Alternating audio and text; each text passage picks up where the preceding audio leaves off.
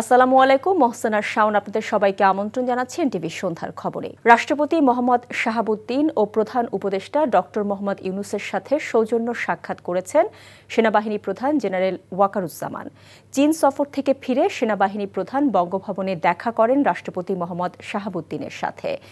ISPR জানায়, চীন সফরের বিভিন্ন বৈঠক ও আলোচনার গুরুত্বপূর্ণ দিকগুলোর পাশাপাশি দেশের আইনশৃঙ্খলা রক্ষায় নিয়োজিত বাংলাদেশ সেনাবাহিনীর কার্যক্রম সম্পর্কে রাষ্ট্রপতিকে অবহিত করেন তিনি। এর আগে সেনাপ্রধান প্রধান উপদেষ্টা ডক্টর মোহাম্মদ ইউনূসের সাথে তার সরকারি বাসভবন যমুনায় সৌজন্য সাক্ষাৎ করেন। প্রধান উপদেষ্টা এ সময় সেনাপ্রধানকে বলেন, তিনি ফেব্রুয়ারিতে নির্বাচন অনুষ্ঠানের ঘোষণা দিয়েছেন। নির্বাচন অনুষ্ঠানের জন্য আইনশৃঙ্খলা পরিস্থিতি স্থিতিশীল রাখা খুবই জরুরি। এ বিষয়ে সেনাবাহিনীর গুরুত্বপূর্ণ ভূমিকার কথা তুলে ধরেন ডক্টর ইউনূস। বেসামরিক প্রশাসনকে সহায়তা করার জন্য সরকারের নির্দেশে সেনাবাহিনী সারা দেশে কাজ করছে উল্লেখ করে সেনাপ্রধান সামাজিক যোগাযোগ মাধ্যমের গুজবে গুরুত্ব না দেওয়ার জন্য অনুরোধ জানান। সরকার ফেব্রুয়ারিতে নির্বাচন করার বিষয়ে দৃঢ় প্রতিজ্ঞ জানিয়ে আইন উপদেষ্টা অধ্যাপক আসিফ নজরুল বলেছেন, রাজনৈতিক দলগুলোর সাথে আলোচনায় নির্বাচনকালীন সরকার নিয়ে কোনো কথা হয়নি। আর প্রধান বিচারপতির সাথে সেনাপ্রধানের সাক্ষাতের বিষয়টি গুজব। সচিবালয়ে তিনি আরও জানান, তত্ত্বাবধায়ক বা জরুরি অবস্থা জারির কোনো সম্ভাবনার বিষয়েও তিনি অবগত নন। রিপোর্ট রোকনউদ্দিনের। রোববার থেকে আবার রাজনৈতিক দলগুলোর সাথে বৈঠক করছেন প্রধান উপদেষ্টা। বৈঠকে দেশের সাম্প্রতিক রাজনৈতিক পরিস্থিতির পাশাপাশি আলোচনা হয় নির্বাচন নিয়েও। জানিয়ে রাজনৈতিক দলগুলোর পক্ষ থেকে ভিন্ন বক্তব্যও এসেছে। তাহলে সরকারের ঘোষণা অনুযায়ী ফেব্রুয়ারিতে নির্বাচন অনুষ্ঠানের পালে কি হাওয়া বদল ঘটতে পারে? সোমবার সচিবালয়ে সাংবাদিকদের প্রশ্ন ছিল আইন উপদেষ্টার কাছে। আমাদের রাজনৈতিক দল যারা আছেন, আপনার জুলাই গণ অভ্যুত্থানে যারা পক্ষে শক্তি আছেন, তাদের বিচার বিবেচনা বোধের প্রতি আমাদের আস্থা রয়েছে। তাদের বিভিন্ন ব্যাপারে মতভিন্নতা থাকতে পারে, প্রয়োজনীয় মুহূর্তে অবশ্যই আমরা তাদের মধ্যে ঐক্য দেখতে পারবো। আর আমরা সরকারের পক্ষ থেকে ফেব্রুয়ারিতে নির্বাচন করার ব্যাপারে দৃঢ় প্রতিজ্ঞ। তার আগে কিছু বিষয়ে যে মতভিন্নতা রয়েছে বা মতভেদ রয়েছে, সেটা আমরা আশা করি সেটা দূর হয়ে যাবে। না, নির্বাচনকালীন সরকার নিয়ে কোনো আলোচনা। এনসিপি চাচ্ছে গণ পরিষদ নির্বাচন জাতীয় নির্বাচনের আগে। স্যার, এটা কি বলেন?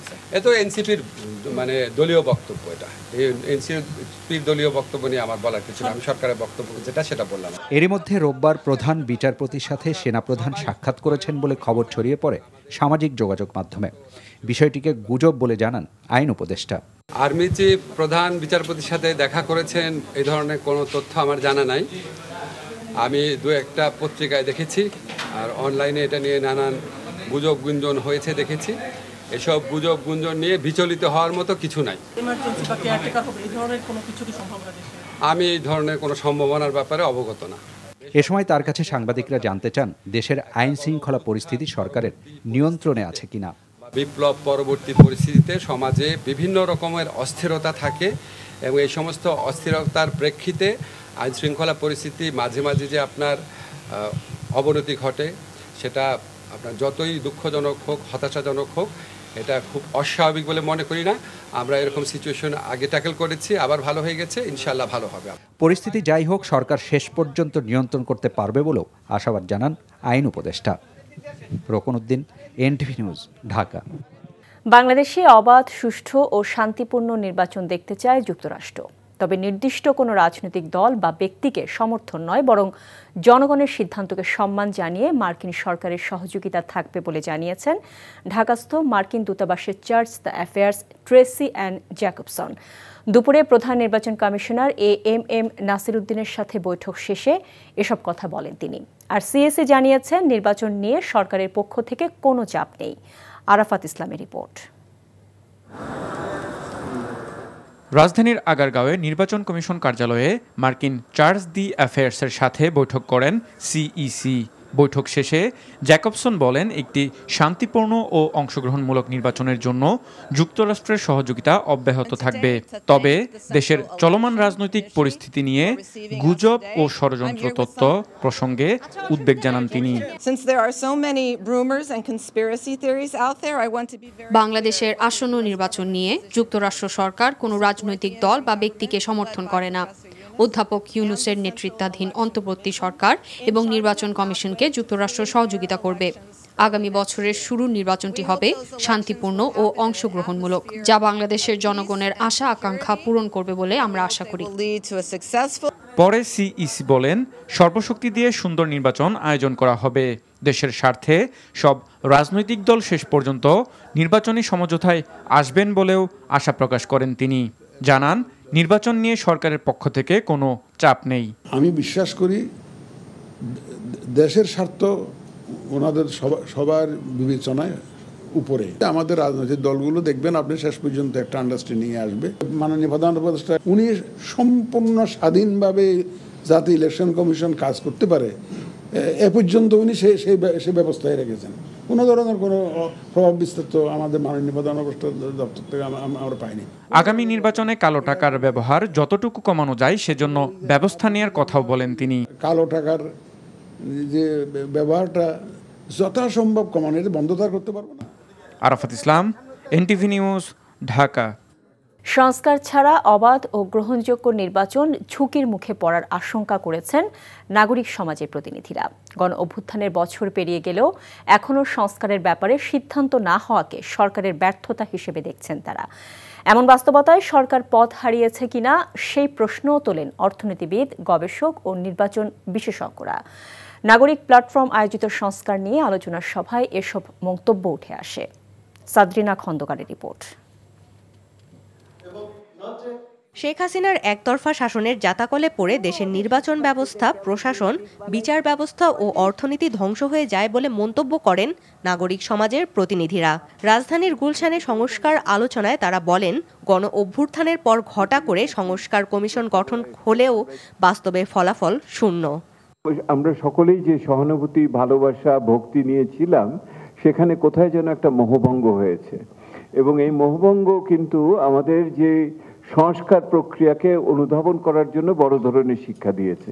সংস্কারের পথে যারা বাধা হয়ে দাঁড়াচ্ছে তাদের বাদ দিয়ে সংস্কার বাস্তবায়ন করার দাবি জানান বক্তারা। সংস্কার না করতে পারা সরকারের ব্যর্থতা বলে জানান বিভিন্ন সংস্কার কমিশনের সদস্যরা। আমাদের একটা নির্বাচন আসন্ন, এই নির্বাচনটা সুষ্ঠু হওয়া দরকার, নিরপেক্ষ হওয়া দরকার, গ্রহণযোগ্য হওয়া দরকার। তাই এই নির্বাচনটার জন্য আমাদের কতগুলো আসুক এই সংস্কারের বিষয়ে আমাদের মনোনিবেশ করতে হবে, আমাদের ওয়াচ করতে হবে, যাই করতে হয় যাতে আমরা একটা গ্রহণযোগ্য নির্বাচন পাই। যারা অর্থনীতিকে ধ্বংস করে দিয়েছিল তাদের বিরুদ্ধে ব্যবস্থা নেয়ার দাবি জানান অর্থনীতিবিদ ও গবেষকরা। সংস্কার ছাড়া আগামী নির্বাচন ঝুঁকির মুখে পড়বে বলে আশঙ্কা তাদের। অর্থনৈতিক মডেল 15 বছরে খুব দানা বেঁধেছিল, সেটার থেকে উত্তরণ দরকার ছিল। সো এই আকাঙ্ক্ষাগুলোর আলোকেই রিফর্ম ওয়াচ যদি কাজ করতে চায় তাহলে ওই আকাঙ্ক্ষাগুলোকে ইয়ার্ডস্টিক ধরতে হবে। This is not just a theoretical issue because there is some public discussion going on which is holding out the danger that if reforms are not completed then elections may be endangered and some people may not participate in elections. নাগরিকদের মতামতের ভিত্তিতে সংস্কারের দাবি জানান তারা। সাদরিনা Khandakar, NTV news, Dhaka. Dhaka বিশ্ববিদ্যালয় কেন্দ্রীয় ছাত্র সংসদ ডাকসু নির্বাচন স্থগিত করে হাইকোর্টের দেয়া আদেশের 50 মিনিট পর সেই আদেশ স্থগিত করল চেম্বার বিচারপতি। এর ফলে এই মুহূর্তে নির্বাচনী প্রচারণা চালাতে কোনো বাধা নেই। হাইকোর্টের একটি দ্বৈত বেঞ্চ প্রথমে ডাকসু নির্বাচনের কার্যক্রম স্থগিত করেন, পরে চেম্বার বিচারপতি ফারা মাহবুব সেই আদেশ স্থগিত করেন। রিপোর্ট হাসান জাবেদের। ইসলামী ছাত্র শিবির সমর্থিত প্যানেলের জিএস প্রার্থী এস এম ফরহাদের প্রার্থিতা চ্যালেঞ্জ করে করা রিটের শুনানিতে আইনজীবী বলেন, ফরহাদ হোসেন নিষিদ্ধ ঘোষিত ছাত্রলীগের পদধারী নেতা, তাই তিনি শিবিরের প্রার্থী হতে পারেন না। কিন্তু ঢাকা বিশ্ববিদ্যালয়ের আইনজীবী জানান, ফরহাদ হোসেন ঢাকা বিশ্ববিদ্যালয়ের শিবিরের সেক্রেটারি ছিলেন, এটা বিভিন্নভাবে প্রমাণিত। নির্বাচন কমিশনও তার পদ বৈধ বলেছেন। শুনানি শেষে রুল জারি সহ ডাকসু নির্বাচন 30 অক্টোবর পর্যন্ত স্থগিত করেন বিচারপতি হাবিবুল গনি ও বিচারপতি শেখ তাহসিন আলীর সমন্বয়ে গঠিত হাইকোর্টের দ্বৈত বেঞ্চ। মূল অর্ডারটা হলো এখানে নির্বাচন স্থগিত হয়ে যাওয়া, ইলেকশন প্রসেস স্থগিত হয়ে যাওয়া 30 অক্টোবর পর্যন্ত। নির্বাচন প্রক্রিয়াটা যদি স্থগিত থাকে তাহলে ছাত্রদের মধ্যে প্রতিক্রিয়া তৈরি হতে পারে। এই জন্যই ইন দ্য মিন টাইম আমরা সিদ্ধান্ত নিয়েছি যে যত দ্রুত সম্ভব ঘন্টা মিনিট হিসাব করে আমরা চেম্বার জজের আদালতে হাইকোর্টের এই আদেশ স্থগিত চেয়ে একটা সিভিল মিসসেলেনিয়াস পিটিশন দায়ের করব। এই বক্তব্য দেওয়ার সাথে সাথেই তিনি হাতে লেখা আবেদন নিয়েই চলে যান চেম্বার আদালতে। সেখানে বিচারপতি ফারা মাহবুব আবেদনটি দেখে হাইকোর্টের আদেশটি শুনানি পর্যন্ত স্থগিত করেন। মাননীয় চেম্বার জাজ হাইকোর্ট ডিভিশনের এই আদেশ যে ডাকসু নির্বাচনকে স্থগিত করে যে আদেশ দিয়েছিল, এই আদেশকে সিএমপি ফাইল বা সিভিল মিসসেলেনিয়াস পিটিশন ফাইল এবং শুনানির আগ পর্যন্ত স্থগিত আদেশ দিয়েছেন। অর্থাৎ এই মুহূর্তে ঢাকা বিশ্ববিদ্যালয়ের ডাকসুর নির্বাচন পরিচালনার ক্ষেত্রে এই মুহূর্তে কোনো বাধা থাকলো না। SM ফরহাদের ব্যাপারে হাইকোর্ট ডিভিশন কোনো আদেশ দেন নাই, শুধু রুল জারি করেছেন। এবং এটা নিশ্চয়ই আগামীকালকে যখন চেম্বার জজের আদালতে পরিপূর্ণ শুনানি হবে, আপনারা থাকবেন, সেখানে এটি পরিপূর্ণ শুনানি হয়ে একটি সিদ্ধান্ত হবে। আগামী 9 সেপ্টেম্বর ডাকসু নির্বাচনের ভোট গ্রহণের দিন ধার্য আছে। চেম্বার আদালতের শুনানি পর্যন্ত শিক্ষার্থীদের ধৈর্য ধারণ করার আহ্বান জানান শিশির মনির। Hasan Jabed, NTV news, Dhaka. ডাকসু নির্বাচন স্থগিত করার হাইকোর্টের সিদ্ধান্ত জেনে প্রতিবাদে উত্তাল হয়ে উঠেছিল ঢাকা বিশ্ববিদ্যালয়। তাৎক্ষণিক বিক্ষোভ মিছিল করেছে ছাত্রদল, ছাত্র শিবির, গণতান্ত্রিক ছাত্র সংসদ সহ বিভিন্ন প্যানেলের প্রার্থীরা। বিক্ষোভ করেছে সাধারণ শিক্ষার্থীরাও। পরে ক্যাম্পাসে আবার স্বাভাবিক পরিস্থিতি ফিরে আসে। নূর হোসেনের রিপোর্ট। উৎসবমুখর প্রচার প্রচারণার মধ্যেই হঠাৎ ডাকসু নির্বাচন স্থগিতের আদেশে হতভম্ব হয়ে পড়ে ঢাকা বিশ্ববিদ্যালয়ের শিক্ষার্থীরা। তাৎক্ষণিক প্রতিবাদে উত্তাল হয়ে পড়ে গোটা ক্যাম্পাস। নির্বাচন ঘিরে অভিযোগ পাল্টা অভিযোগের রাজনীতি পাশে রেখে ডাকসুর দাবিতে ঐক্যবদ্ধ ছাত্রনেতারা যে কোনো মূল্যে সব ষড়যন্ত্র রুখে দেওয়ার ঘোষণা দেন।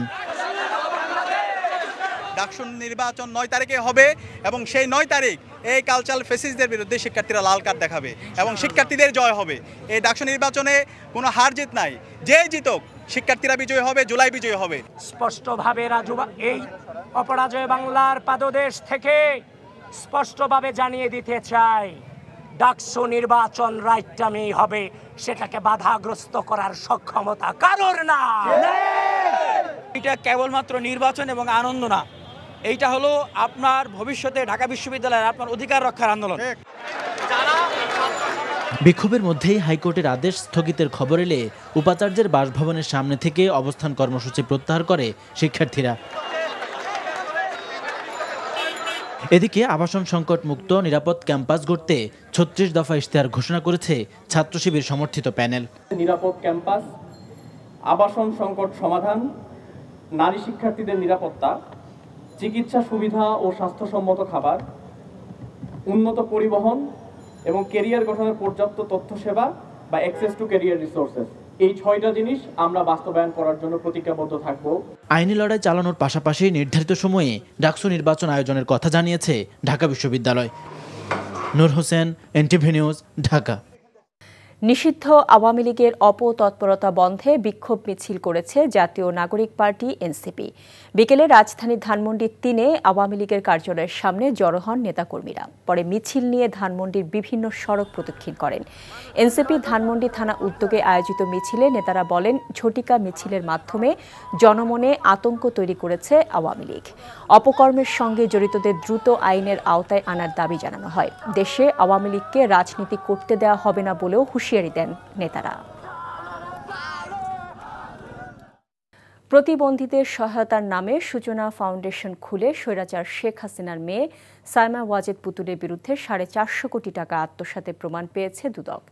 এমন অভিযোগে মামলা করার সিদ্ধান্ত নিয়েছে সংস্থাটি। এছাড়া 930 কোটি টাকার বেশি সন্দেহজনক লেনদেনের অভিযোগ এসেছে তার বিরুদ্ধে। পুতুল ছাড়াও অভিযোগ এসেছে সাবেক মন্ত্রী, এমপি, এনবিআর চেয়ারম্যান, ব্যবসায়ী সহ 35 জনের নামে। বলা হয়েছে, সূচনা ফাউন্ডেশনে অর্থ সহযোগিতা করে অনৈতিক সুবিধা নেয় 8 জন ব্যবসায়ী। সেই সাথে প্রায় 1 কোটি টাকা কর মওকুফও পান সেসব ব্যবসায়ীরা, যা নীতি বিরুদ্ধ। এসব অভিযোগে তৎকালীন এনবিআর চেয়ারম্যান সহ 15 কর্মকর্তার নাম এসেছে এজাহারে। সূচনা ফাউন্ডেশনের 14টি ব্যাংক হিসাবে মোট লেনদেনের পরিমাণ 930 কোটি 97 লক্ষ 73,959 টাকা। এই অর্থ থেকে 447 কোটি 95 লক্ষ 30,193 টাকা আত্মসাৎ করা হয়েছে। মূলত এটি একটি আপনারা জানেন যে এটা একটা সমাজসেবা অধিদপ্তর থেকে রেজিস্ট্রেশন নিয়ে প্রতিবন্ধীদের কল্যাণে কাজ করার কথা ছিল, বা তাদের কল্যাণার্থে কোনো অর্থ ব্যয় না করেই এই টাকাটা আত্মসাৎ করা হয়েছে। 2 ঘণ্টা পর রেলপথ অবরোধ প্রত্যাহার করেছেন ময়মনসিংহে বাংলাদেশ কৃষি বিশ্ববিদ্যালয়ের শিক্ষার্থীরা। বিকেল 4:15 থেকে রেলপথে অবরোধ করে বিক্ষোভ করেন শিক্ষার্থীরা। 2 ঘণ্টা পর বিকেল 6:15টার দিকে অবরোধ প্রত্যাহার করেন তারা। এর আগে প্রশাসনের নির্দেশে সকাল 9টা থেকে নারী শিক্ষার্থীরা হল ছাড়েন, তবে অধিকাংশ ছাত্ররা হল ছাড়েনি। হল ছাড়ার নির্দেশের প্রতিবাদে প্রক্টরের পদত্যাগ ও উপাচার্যকে ক্ষমা চাওয়া সহ 6 দফা দাবিতে বিক্ষোভ করেছেন ছাত্ররা। তাদের অভিযোগ, শিক্ষকদের মদদে গতকাল বহিরাগতরা শিক্ষার্থীদের ওপর হামলা করেছে। তাই 24 ঘণ্টার মধ্যে প্রক্টোরিয়াল বডির সদস্যদের পদত্যাগের দাবি জানানো হয়। রোববার রাতে অনলাইনে উপাচার্য অধ্যাপক AK ফজলুল হক ভূঁইয়ার সভাপতিত্বে জরুরি সিন্ডিকেট সভায় অনির্দিষ্টকালের জন্য বিশ্ববিদ্যালয় বন্ধ ঘোষণার সিদ্ধান্ত হয়। এই প্রশাসন শিক্ষার্থীদের নিরাপত্তা দিতে ব্যর্থ হওয়ায় বিশ্ববিদ্যালয় শিক্ষার্থীদের উপর শিক্ষকদের মদদে বহিরাগতদের দিয়ে হামলার দায়ে প্রক্টোরিয়াল বডিকে 24 ঘণ্টার মধ্যে পদত্যাগ করতে হবে। গত 24 ঘণ্টায় যশোর জেলায় নতুন করে ডেঙ্গু আক্রান্ত হয়েছেন 3 জন এবং চিকিৎসা নিয়ে সুস্থ হয়েছেন 3 জন। যশোরের civil surgeon doctor Mohammad Masud Rana জানান, জেলার সরকারি হাসপাতাল ও স্বাস্থ্য কমপ্লেক্সগুলোতে বর্তমানে ডেঙ্গু আক্রান্ত 22 জন রোগী ভর্তি আছেন। সবচেয়ে বেশি ডেঙ্গু রোগী ভর্তি আছেন অভয়নগর স্বাস্থ্য কমপ্লেক্সে। সেখানে 10 জন ডেঙ্গু রোগী এখন চিকিৎসাধীন রয়েছে। চিকিৎসকরা বলছেন, প্রতিনিয়ত ডেঙ্গুর ধরন পাল্টাচ্ছে, কোনো কোনো রোগীর জ্বর নেই। তাই উপসর্গ দেখা দেওয়ার সাথে সাথে সরকারি হাসপাতালে চিকিৎসা নেয়ার পরামর্শ দিচ্ছেন তারা।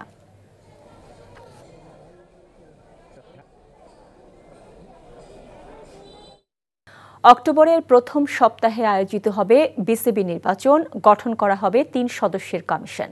এছাড়াও বিপিএল ও ঢাকা লিগে ফিক্সিং কাণ্ডের প্রাথমিক প্রতিবেদন যাচাইয়ের জন্য 4 সদস্যের রিভিউ কমিটি গঠন করার কথা জানিয়েছেন বিসিবির পরিচালক নাজমুল আবেদিন ফাহিম। সিলেট থেকে আনিস রহমানের ছবিতে নিলয় মজুমদারের ডেস্ক রিপোর্ট। ক্রিকেট অঙ্গনে নির্বাচনের হাওয়া বইতে শুরু করেছে বেশ কিছুদিন ধরেই। এবার নির্বাচনের সম্ভাব্য দিনক্ষণ জানিয়ে দিল বিসিবি। সিলেটে অনুষ্ঠিত নির্বাহী কমিটির সভা শেষে অক্টোবরের প্রথম সপ্তাহে নির্বাচন করার কথা জানিয়েছেন বিসিবির সিনিয়র সহসভাপতি নাজমুল আবেদিন ফাহিম। এর জন্য খুব শীঘ্রই গঠন করা হবে 3 সদস্যের কমিশন।